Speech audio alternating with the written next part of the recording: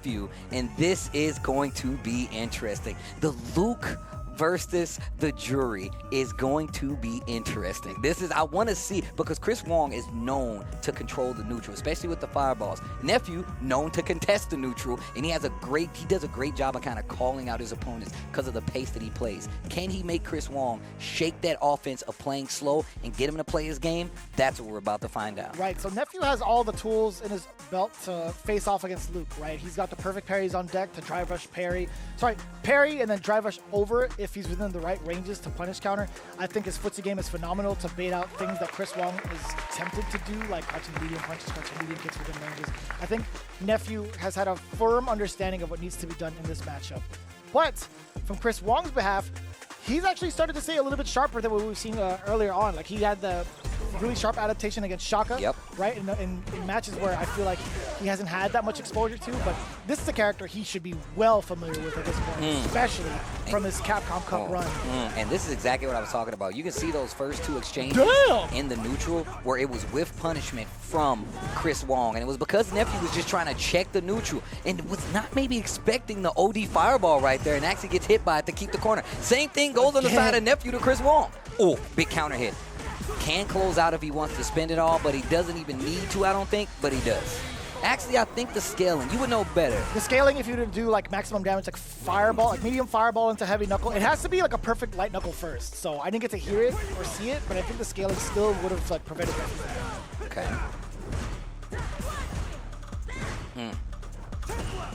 And back a little bit. And this defense on the side of Chris Wong to try to control this corner. And look at that, just backdash to this range where he knows Nephew is just kind of looking for a whiff punishment. And perfect parry on the stand light from Chris Wong and the Luke. Look at that, just out of the, look at that, he's just playing out of that range, commits to the crouching strong. That was sick. Called out the tendencies of Nephew, right? The parry attempt into the drive rush option select, getting blown up by Chris. Damn, that was meaty, that big jump fierce from Chris Wong. Back throw, Nephew can definitely turn this around. Chris Wong will run one round on the board, 3 bars on the side of Nephew. You know he doesn't want to use it because he might have to go to a last round, but if it gets the job done. Oh, what? What in the world was that? Yo, Nephew clocking in. The old classic. You jump in knowing they want to commit to a fireball. As soon as they hit the ground, just level 3 to get through it all. And look at how much closer they put the life bars between these two. Chris just needs a single confirm off of a crouching medium. Any sort of crouching medium, right? If it's medium punch, it's into the flash knuckle, perhaps. Or even just the rest of the drive gauge, excuse me. Takes the stock, and look at how perfectly Chris Wong timed those fireballs to get 2 hits. Oh my God, Nephew's not flinching. And Nephew is on life support right now. You can still do it. He definitely could, but he's got no meter to work with.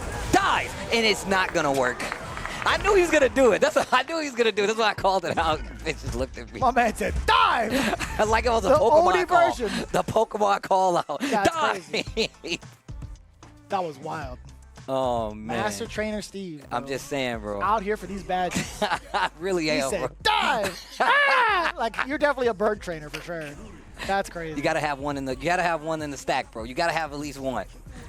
Oh my God. That was pretty good. That was pretty good. I'm impressed. That was full commitment to the call. Because you knew. I knew. I think a lot of us knew as well. Yeah. But your commitment to the call, excellent. Oh, I love fighting to this song. Oh, okay, wait a minute. Nephew getting first blood, first draw in this second game, first round. And you see Chris Wong eager to keep the distance at a perfect spacing. Oh, the whiff punish against the low medium, just outside of that range. See, Chris Wong would normally be able to snipe that out. Looking for something else. I love the interruption against drive rush again. Chris Wong is so adamant about some of these countermeasures against the green stuff. Drive rush, roundhouse in the corner. Nope. Dude, he has not been exposed by that. That's a businessman, bro. Oh, but he gets exposed by the low. Oh, yeah. Okay, too close. Fierce fireball gonna whiff. Still, you know, the drive bar consumption payout on the side of Chris Wong is still something you gotta look at. Nephew prepared for the jump, not prepared for the wake up OD uppercut. Definitely not. Fireball on the way through. Chris Wong. Oh! It's so much closer now. Chris Wong needs a single hit. Same with Nephew. Crouch medium kick, tried to get a reaction. Nephew gets grabbed by the back throw. Chris Wong get burnout, and you know if Nephew gets any kind of activation, Feng Shui Engine could do it too. That's why he's walking him down. Oh, he can't be too close though, and all of these parries have to be perfect. Drive it back too far. Oh, burnout! Oh my God! I was about to do it again. I was about to do it again. You see me jump forward? I was about to dive. Ah! Excellent call. Oh, good call, Bird.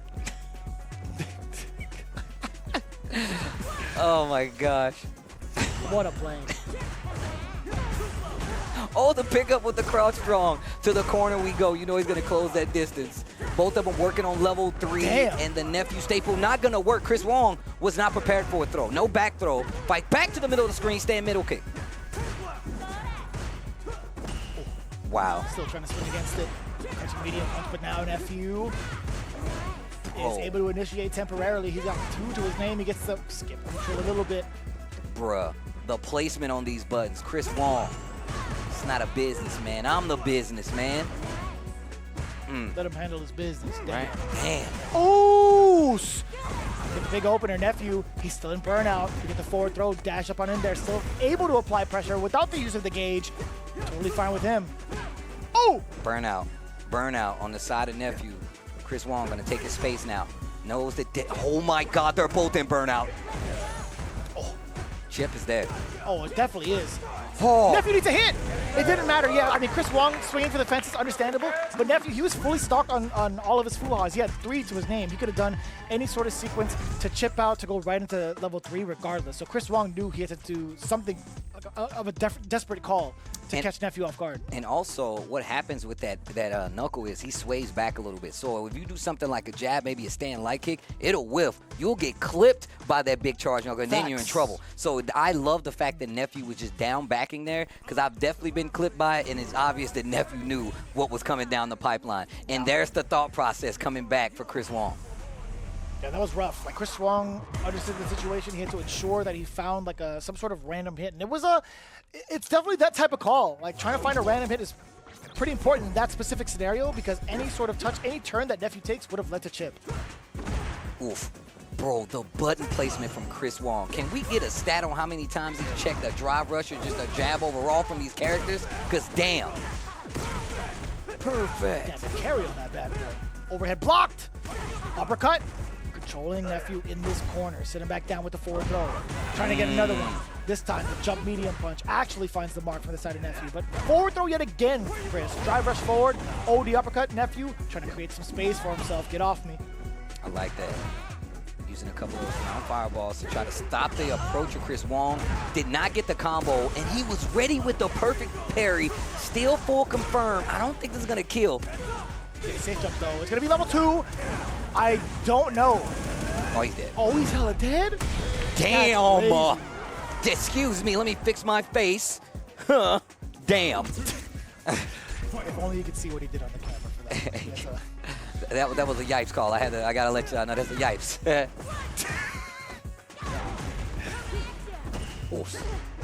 What counter hit? Oh, no big conversion though. We did get the back throw instead. Not too bad for Chris. Checking the drive rush yet again. And didn't even do it with a button. Did it with throw.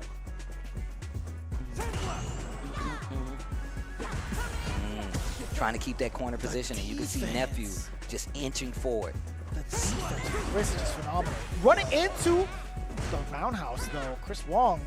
That was great counterplay by Nephew to try to scout the fact that he's definitely been overextending, drive rushing in to try to get these whiff punishments, and just sticking a button out there. Didn't find it this time, but Nephew still looking in control, even though he's down around, and he's got 3 bars, and he might not need it to actually close this out, which would be perfect for this FlyQuest team. We're going to the last round between these two. Once again, what's about to happen? Damn, son. The OD uppercut from Chris Wong.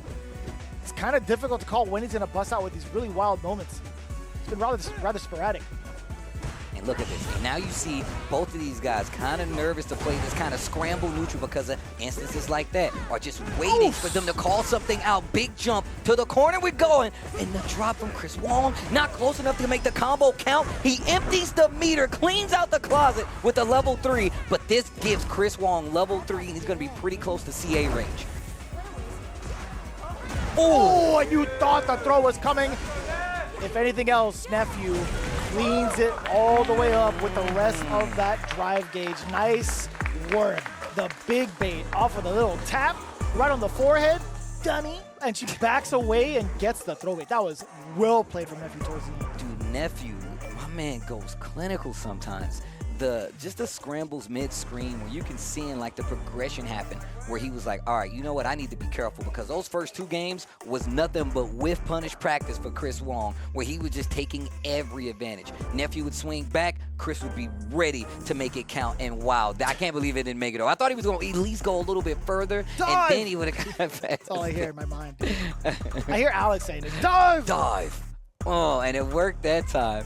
And then we saw, like right there, that was so good. Because I've seen so many people who fight high-level Lukes, they try to swing right there, they get clipped by the big counter hit, and the level 3 is there. I did not think this was going to kill. Dude, hella suppressors on that combo. Chris Wong showing us some really sick combos, by the way. Oh, but this one right here, the wrinkle to start off the punish counter, empty out the rest of the drive gauge, bring it into a final round. That was a lot to really think about from the side of Chris Wong, right? His defensive measures from the very first game didn't really show up